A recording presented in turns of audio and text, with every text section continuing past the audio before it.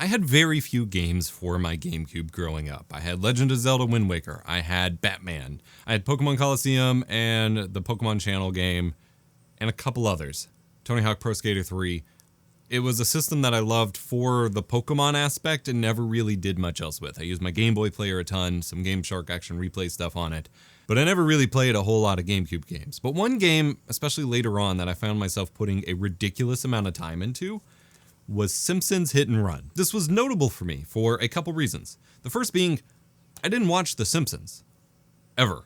My parents were pretty restrictive with regards to what kind of content I could have access to at certain ages, and so The Simpsons was just never on the table until I was 12 and then 18, and by the time I reached a point where it would have been honestly fine for me to watch it on my own, I just never developed an interest. And I was never a GTA person. Never had access to it for reasons I just mentioned, and again, to this day, have never got into it. I don't understand the hype. But this was my GTA. This was my game where I would spend forever just running around Springfield, kicking people, hearing the goofy quotes, driving around. I frankly probably made zero meaningful progress in the game, but for whatever reason, something about the floaty physics and mechanics had me coming back to this again and again. Well, over on the PC side, there's actually a pretty thriving, in context, modding scene over at the Donut Games website. They have the full Donut Mod Anniversary Edition, which adds a ton of quality of life upgrades and fixes to the PC version, among other things. And the Slurm team has just released the first playable demo of the Futurama Hit and Run full conversion mod for Simpsons Hit and Run. Now, I have a physical copy here of this game. This one doesn't actually run on modern machines at all. I could not get it to launch whatsoever. Instead, I had to acquire the version that speedrunners use on a website that people go to discuss lots of different subjects in different categories and different image boards. The pinned post in that magical place has a copy of the game for you to download. I think even the source code is available now. But if you get that copy, it's just a portable version. It runs just fine on modern machines, and then you use the Lucas mod launcher to add in extra resolution, open it up to widescreen, adjust field of view, all that jazz, and install mods, including the Futurama Hit and Run demo.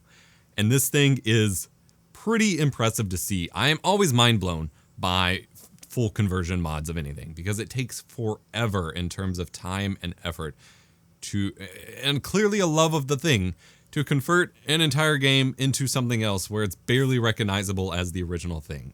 And that is what's happened here. There's still some Simpsons Hit and Run, like sound effects and things, recognizable. But again, this is just a playable demo.